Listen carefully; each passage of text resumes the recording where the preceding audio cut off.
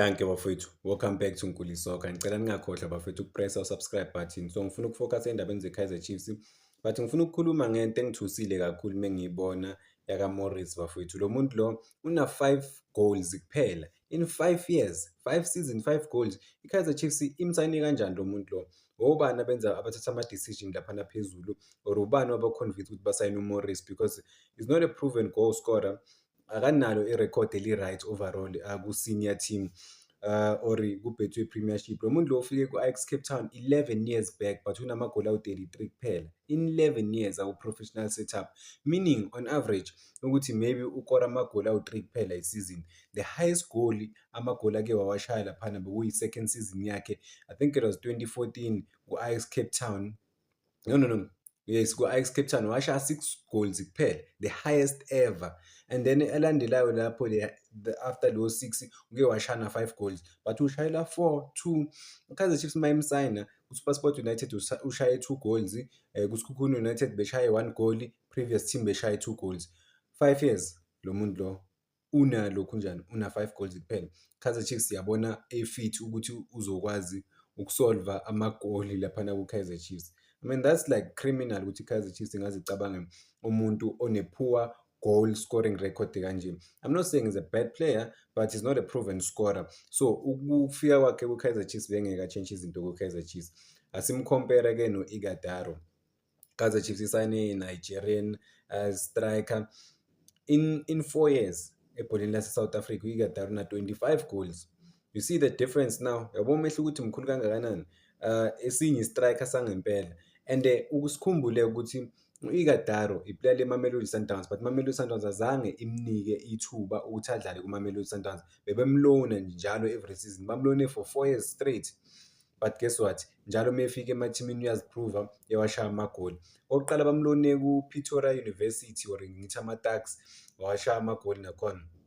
Chippa United washaya, SuperSport United washaya, KwaZulu washaya. So i-proven scorer le. Umuntu bababheke irecord lakhe uyakwazi naye ukudefend ukuthi hayi ngiwashayile amagoli kula ma-team lawo engibuya kuwo. So that is why Kaizer Chiefs imbhekile, and udlalele ama-team amancane nje kuphela. So umuntu ngempela i-Kaizer Chiefs engakwazi ukuthembela ukuthi okay, he's bringing goals, he's bringing assists, because unamagoli at the same time unawo futhi nama-assist. But other hand masibheka uMorris, hayi bafethu ngiyala. Angiyali, angazi ukuthi bekuyi-panic signing ngoba bebafila ngathi maybe January kumele basayine umuntu, but it was just a bad signing overall. And then namanje bekafuna i-Durban City, i-Kaizer Chiefs yamgcina, and imgcina ngamagama athini, because i-Durban City beyimfuna ku-loan laphana. Kevin Hunt, umphathi welokhu njani, nomphathi we-CEO yakhona or chairman e-Durban City, basho ukuthi sokulele ku-Kaizer Chiefs ukuthi i-Kaizer Chiefs idedele umfana ukuthi eze laphana ku-Durban City, because of uGavin Hunt angakwazi ukusebenza naye because ngathi bane-history yokwazana overall. But i-Kaizer Chiefs yamgcina, azange responde to i-offer ye-Durban City. Nangoku uyangena umfowethu, akanathasha, akanalutho, ungenela nje ukuthi azoshaya ipenalty. Guess what, sibonile ukuthi kwenzakaleni. But ngeke simblame kakhulu for ipenalty, but u-flat footed akakadlali not even a single match this season. Ungena ukuthi azoshaya ipenalty, kusho ukuthi bayamthemba. Before ashaya ipenalty ubheke ama-player we-Stellenbosch laphana, before ashaya ipenalty ayakhuluma, ayazama ukumthusa ukuthi mefika laphana uthukile. It was a big moment ukuthi ama-fans, noma ama-fans angamzwisisi, azama ukuthi akufani nowakora ipenalty, lamhlula nalo penalty lakhona. So I don't know man, I think i-Kaizer Chiefs this season bane-powerful squad, isquad esingakwazi ukukhompyutha for izinto, but-ke akhona ama-players mangithi ngiyawabheka questionable laphana ku-Kaizer Chiefs. Angazi ukuthi maybe laphana ku-Kaizer Chiefs angasiza kangakanani or anga-edani. But elinye iplayer isiphume ku-Morris, iplayer I don't think uzoba edela something laphana ku-Kaizer Chiefs, ayikho into azobanika yona at all. Ngiyazi ukuthi abanye abantu basanokuthi akusapotiwe ama-player, kwasha kwacima, so singa-attack ama-player, but the player is not good enough in terms, because he was bought to score goals ku-Kaizer Chiefs. Unfortunately i-record lakhe alimvumeli, like amagoli uzowathatha angakaze washaya serious, like akaze ashaya 10 goals ngesizini, akaze ashaya 7 goals ngesizini. Una 11 years ku-professional setup, but i-goal record yakhe poor. So Kaizer Chiefs beba-expect umlingo, bafowethu. khona izinto okumele zishintshe, decision making ibe ngcono. And then manje ngathi baku-panic mode again, basayina iy'trayikha eziningi, basayina uMayo, basayina u-Ighodaro, basayina uSilva, bapromote uHlongwane, khona uDuba, khona uDuplessis, khona. So but-ke I can understand i-depth because manje banama-player awu-39. But still ayikho, they're losing that thing le abaqale ngayo makusaqala isizini. I-performance yabo iya-fluctuate, iyaphansi naphezulu, but at the same time manje ngathi iyaphansi nje kuphela. The saddest thing ukuthi they are able to create ama-opportunities but they don't take those opportunities, because if you are lucky enough and well skilled, well equipped uku-create ama-opportunities, kumele ukwazi ukuwavalela phakathi ama-opportunities ukwakora. But khona iplay engifuna ukufocus-a kulo before ngikhohlwa, uMfundo Vilakazi. I think it's time for uMfundo Vilakazi ukuthi ku-Kaizer Chiefs bamnike more game time. Bamthembe umfana omncane because kubonakala ngathi abamthembi.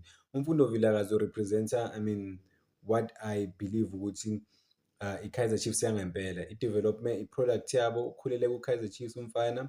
Uyawazi ama-structures we-Kaizer Chiefs, une-flair, una-everything. Abantu bayamthanda because urepresenta ama-iconic figures waku-Kaizer Chiefs ake yadlala laphana, wathandwa abantu. And i-identity overall ye-Kaizer Chiefs ufitha kuyo like perfect. Uversatile, uyakwazi ukudlala esayidini to take players on, uyakwazi ukudlala as a creative midfielder, as a-number 10, ashaye lawo ma-passes, is a good pass off the ball. Ngiyakhumbula linka no-Augustin Sirino bengena laphana before create-eka lela goal laka-Silva, because wakwazi ukuphasa u-Augustin Sirino espacing bengingasiboni nokusibona, then u-Augustin Sirino walifaka uSilva walishaya phakathi. So uVilakazi i-player okumele lidlale kakhulu this season because unayo leyo pedigree. I think as much as una-19 or so, as much as emncane, but they have to throw him inside the field of play, babelieve, and then bamnike isikhathi esi-enough ukuthi a-evolve, akhule, athole more game time. Nangobuya ku-World Cup udlale kahle kakhulu, was one of the shining stars ku-World Cup yonke, even nama-commentator wam-celebrate, amjabulele ukuthi okay, this young star is very exciting, uyi-superstar, yabo. So ku-Kaizer Chiefs kumele they have to find a way ukuthi bamdlalise kanjani, but-ke yena uyasibonisa. And mangise-stadium abantu isikhathi esiningi bayabuza ngayo bathi why bangamfaka uVilakazi, why inini, because uyakwazi ukuyi-change i-game overall, uyakwazi uku-contribute for i-Kaizer Chiefs. Maningi ama-player kumele a-change because in terms of like i-contribution yabo laphana ku-Kaizer Chiefs, because at the moment the best player ku-Kaizer Chiefs, the most hardworking player ku-Kaizer Chiefs, umthetho, u-Ox. As much as ama-fan am-criticize, kune-sense of uneasiness, maybe ibambe ibhola, but guess what, i-hard work yakhe, what he has put in this season, I don't know ukuthi ama-interception ushaya angakanani, ama-one-on-one win angakanani, is able to recover the ball. For the past 2 games, the last game in fact winning man of the match, okushoyo ukuthi yazini uyadlala, udlala ngokuzimisela every game, and he wants to do everything for the team, to give everything for the team. Umuntu okumele a-protect i-defense, but guess what, sesiyambona kuma-advanced position, abamba ibhola aya nalo phambili, because why, umuntu o-serious nge-team, ofuna ukuyilela i-team, ofuna uku-contribute for i-Kaizer Chiefs. So it makes no sense ukuthi abanye abantu baperforme below pair, bangakwazi ukumatcha i-level kaMthetho. He's not the most talented player, he's not the skillful player, but he plays with the heart and the hunger. Uye uMthetho, i-Kaizer Chiefs yamsigna from Stellenbosch ukuthi azobulala nje everything that is in front of him overall. I mean, aqhubeke njalo uNyamboze bafowethu alokhu njani, adelive ama-good performances, ngimjabulele nge-100,000 yakhe. Then ngifuna ukukhuluma ngoBruce Vuma. Sibonile ama-coach e-Kaizer Chiefs nawo adidekile. That is why ku-important ukuthi i-Kaizer Chiefs ithole u-coach ozoba ne-authority e-right. Bafaka uVuma. I checked i-record lakaVuma bafowethu. uVuma akaze abambe i-penalty against i-team yaku-Betway Premiership noma ngithi yaku-PSL. The only time wasave i-penalty ku-match e-competitive or official game, it was in Nedbank Cup la i-Kaizer Chiefs ishaya khona i-Milford kuma-penalty, kulapho kuphela. Otherwise i-team yaku-Betway Premiership akaze asave i-penalty.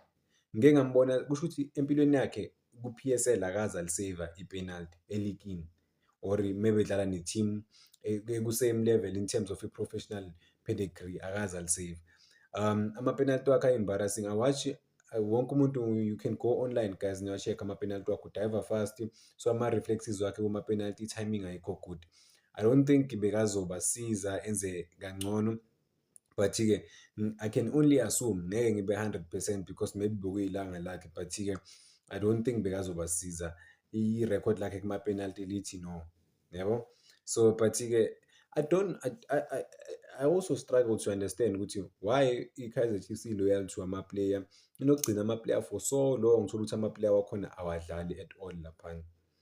uVuma uyadlala ukudlala but is not the most trusted goalkeeper ku-Kaizer Chiefs. Abantu aba-relax uma kunovuma epalini.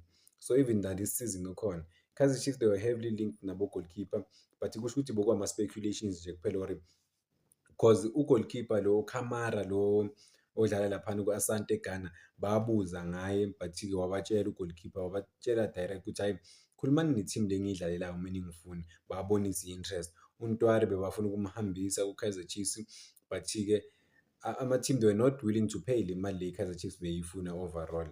So i-goalkeeping department yabo i-solid noma i-shaky na? You can't trust i-goalkeeping department ye-Kaizer Chiefs, to be honest, bafethu uma ubabheka bobo-3, you can't really trust them. And then kunomfana uBunhle Molife, if ngisho kahle igama lakhe, I'm not butchering, but elinye igama lakhe uKarabo, uyi-4th goalkeeper e-Kaizer Chiefs. Bampromote kusasekhona uItumelo Nkhune, maybe sekuna 3 years manje bampromote umfana, but asimboni. And bamgcinile laphana ku-Kaizer Chiefs, abamlona, abamenzi lutho.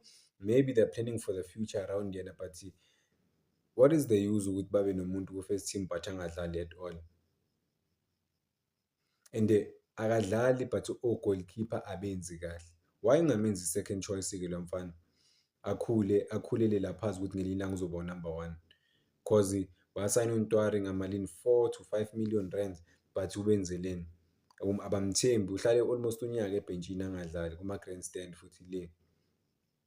So ziningi izinto mesibheka, mesibheka ukuthi mezishintshe laphana ku-Kaizer Chiefs, i-leadership from i-management, i-management ngathi abo-Kaizer mdawungu Junior abangani nama-players, so akuna separation, like akuna i-level ukuthi okay ngiyi-boss yakho wena uyi-player. So they feel like ama-player aku-free mode, abanye bayazenzela nje ku-Kaizer Chiefs. So ayikho leyo sense ukuthi sisemsebenzini lana, we have to fight, we have to do whatever. Ama-player akupholela ama-player amaningi laphana basekhaya. And then when you see ama-players afana nabomthetho, they give everything to the game, and then siyakwazi ukubancoma sibashayela izandla. Thabiso Munyana ufikile ku-Kaizer Chiefs, akathathi izinto for granted, uya-understand ukuthi usemsebenzini, uperforme kahle kakhulu. Wonke amagame awadlalile Kaizer Chiefs azange ikhonside negoli elilodwa laphana overall bafethu. So masibheka isquad se-Kaizer Chiefs, isquad esingakwazi ukuperforma, ukukhompitha, but you can have the talent, but if you don't have the heart to compete, khohlwa bafethu, next ayikho ngempela into ozoyenza. You have to have the heart and the desire to succeed, to win. Ube nama-goals, ube nama-plan. Abantu bafika ku-Kaizer Chiefs baya-relax, bacabanga ukuthi sebafikile sokuyibo, kanti kumele babe serious khona ngempela-ke manje, but-ke abakwenzi konke lokho, bayapholela abantu. And then in recent games siyabona uCele bayamdropa to ebhenjini, and then bamfaka second half, and bamfaka la badinga khona i-win serious. Yazi ezinye izinto uma ngibheka ngiyasho ukuthi hayi, uCele uyisiza ngani i-Kaizer Chiefs? Ustabilize igame, ukwazi ukucontrol i-tempo of the game, but akusiwo umdlalo oshaya ama-assist, akusiwo umdlalo creative kuya phambili, akusiwo number 10. So uma umfaka second half uCele uthini wena? If you are chasing the game, akumelanga ufake umuntu lesiyo offensive kakhulu, oya phambili kakhulu, because uCele akana pace, akana skill, he can't take players on, aka-assist like uyi-central midfielder isikhathi esiningi. So I mean into ey'ncane nje kumele balungise laphana ku-Kaizer Chiefs, otherwise they'll get things right. But banayo i-team e-powerful bafethu, banama-player awu-39, ngiwabale wonke ama-player we-Kaizer Chiefs awu-39. Mase sesi-add-a, masibheka isquad sabo, masibheka uzocabanga ukuthi bayi-36 kanti no bayi-39, because banoHlongwane, umfana bampromotile, but-ke bambuyisele ku-DDC team, kusho ukuthi bangambiza nanomnini. Bano uThulane Mabaso, banoKabelo Nkwesa, yes. So yibo abantu abangadlala laphana ba-contribute ku-Kaizer Chiefs. Amanye ama-positions siyazi ukuthi given an opportunity to play, uSolomon wenze kahle kakhulu, but umuntu engimdawuthayo-ke mina ku-right back, angazi uFrosler maybe bangamzamela enye i-position, because akekho good ekumakeni, akanayo i-pace, akanayo intelligence yokumaka, is easily beaten or beatable laphana. Iside lakhe liba exposed, iside laka right back if khona yena ugood. Izinto ama-qualities wakhe ugood ukuholda ibhola nokuya phambili, but in terms of ukuthi uzoba solid laphana emuva no. And mekuluza ibhola phambili akakwazi uku-track-a back fast, so isikhathi esiningi lesa sikhala siba exposed mekudlala yena. So Thabiso Munyane lucky enough uyabuya from i-injury, sithemba ukuthi uzokwazi uku-contribute-a kube lo Thabiso Munyane simjwayele wangempela. So yeah, they really have to try and improve and start ngale nto le abaqale ngayo the first 5 games of the season. I mean, bekubonakala ngathi ibuyile i-Kaizer Chiefs, but manje sokunama-doubts. Yeah. I think another coolest thing engingafuni ukuyigeja ukuthi kunama-player amaningi abuyayo lapha ku-Kaizer Chiefs abubuya from ama-injuries, abo-Dudley, Msimang, Marco, Munyane, Igataro. So like 5 good players bayabuya laphana.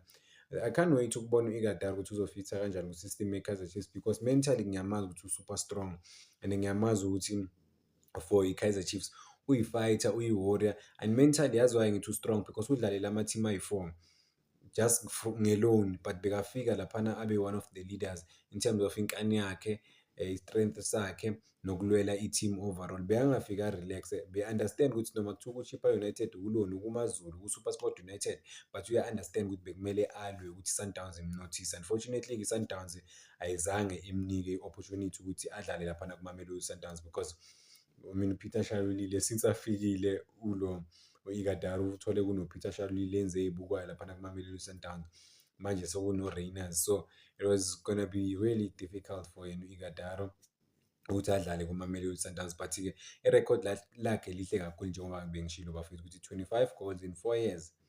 That's a cool record umuntu onganayo i-team e-straight e-stable bekaya le nale nale nale. So baningi abantu ekumele baziprove. I mean, but-ke abanye bano-30 something, uziprova kanjani uno-30 something bafethu, isikhathi sakho sesiphelile. But-ke abanye abantu ama-late bloomer, but there's nothing like if you can't do ama-basic things uno-30 something, that's a big problem.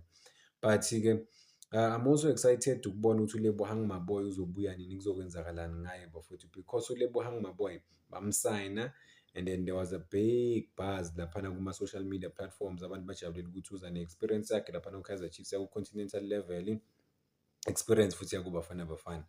But khona into off ngaye,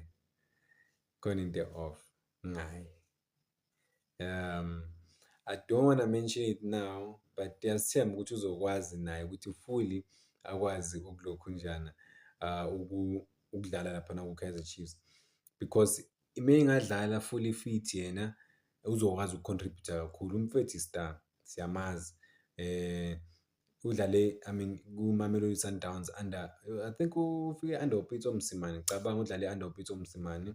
So umuntu ngempela ongakwazi ukudlala kahle kakhulu for i-Kaizer Chiefs, abadilivele kahle kakhulu. So ngimfisela inhlanhla umfana ukuthi yonke ubhuti, yeah, ukuthi zonke izinto nje zimhambele kahle laphana. 7 strikers, the big ones bafethu, the big ones. Congratulations again to uVelibayi noBatman ukuthi finally bazokwazi ukudlala ku-Kaizer Chiefs, possibly nabo bakwazi ukudeliver ama-results for i-Kaizer Chiefs abafana. I mean, the world will be watching them, the whole country will be watching, especially uVelibayi. Kaizer Chiefs yaqala ukumlandelela 2 years back, finally manje-ke uzokwazi ukudlala laphana ku-Kaizer Chiefs.